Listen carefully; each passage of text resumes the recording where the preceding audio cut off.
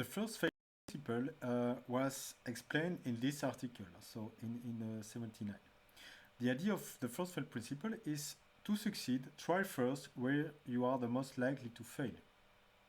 And there are different ways. This is a very broad and general principle. There are different ways to implement it in practice in a constraint programming solver. Some examples are the following. We have the mean domain variable strategy, the domain over degree, the weighted degree, the impact-based search, activity-based search, and conflict-based search. I will explain each of the strategy one at a time, and we will start first with the easiest one. The minimum domain heuristic is one that we have already seen for solving the n-queen problem. The idea is that we will first select the variable with the smallest domain. And this heuristic was shown experimentally to minimize the depth of the search tree. So it's a very good one in practice, very easy to implement, and also very cheap to compute.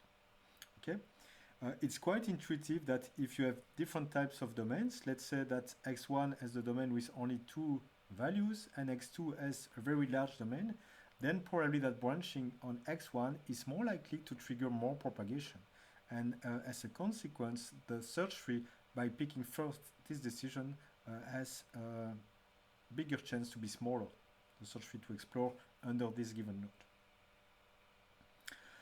How to implement this mean domain heuristic in practice in MiniCP?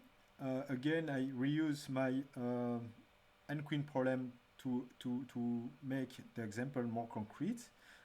So we have an array of variables q. We will select the variable q with the minimum domain size, and this is exactly what we do here. Okay, we specify that we want to pick the variable q with the minimum domain size, and then we will branch on the value left v on the left, and we will remove this value v on the right. Okay, but you have this selector, so select means that you can reuse in many different ways in MiniCP, and in this case we use it for implementing the mean domain heuristic, variable heuristic. Another way to implement the first fail principle is to use what we call the degree-based heuristic. So assume that you have a constraint network and you would like to pick up the variable that is involved in the most of the constraints. Then picking first this variable is more likely to also trigger more propagation. That's the idea of degree-based heuristic. But for that, of course, you need to remember the degree, the graph of the constraints of the problem. Okay, and so this is, for instance, a graph of the constraint. So as you can see here, the variable x4 is involved in at least 3. Okay, also the case for x2, but x5 is also only involved in one constraint. Okay, so it's probably a better idea to first choose variable x4 to branch on next, because it will trigger more propagation because it's involved in many different types of constraints. Then you have different types of variant of this ID. You have the domain plus degree, so we will mix the two previous IDs. You will first pick the variable with the minimum domain, and you will break ties, for instance, according to the degree, or you can compute the ratio of the domain size over the degree in the constraint graph. Okay, both are possible. And of course, you select the unbound variable with the smallest ratio, domain over degree. You also have the weighted degree that is very efficient. And the idea here is to, like in phase saving, to introduce a kind of learning strategy to learn what are the difficult variables. So every time a constraint fails, the weight of the constraint will be augmented. Okay, when you fail, you will fail in a given constraint, and we will do a +1 on this constraint. And the idea is that, of course, if a constraint failed a lot in the past, it will probably to fail again a lot in the future. And you can also introduce a forget factor to improve a little bit this strategy. Then we will use the weighted degree of the variable will be the sum of the weights of the constraint involving this variable.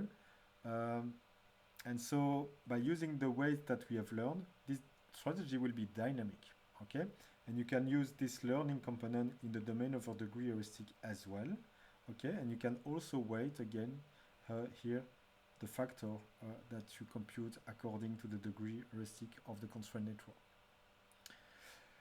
There is a weakness, or at least we should open the discussion that it's not because a constraint fails that it's the only guilty for the failure. Okay, it might be just a bad luck for that constraint, and because of the cascade of the propagation in the fixed points, it comes it comes out that this is the constraint that fails, but maybe it was because of another constraint or another decision, and this constraint may not be the only reason for the failure. And most of the time, the reason failure is quite global, okay? But here, the assumption is that the constraint that fails is the one that is the most guilty for the failure, and this is why we do a +1 on the weight of that constraint. This strategy, the weighted degree strategy, is not readily available in MinCP, but it's quite easy to implement. What you need is that for each constraint, we should be aware of the variables in the scope of the constraint, which is currently not the case. And of course, you could augment a little bit the API of the constraint and add a method scope in the constraint that would return a list of the variables in the scope, and then you can automate the implementation of the weighted degree strategy if you do that. In the next video, I will explain the impact-based search, which is another way to implement the first fail principle.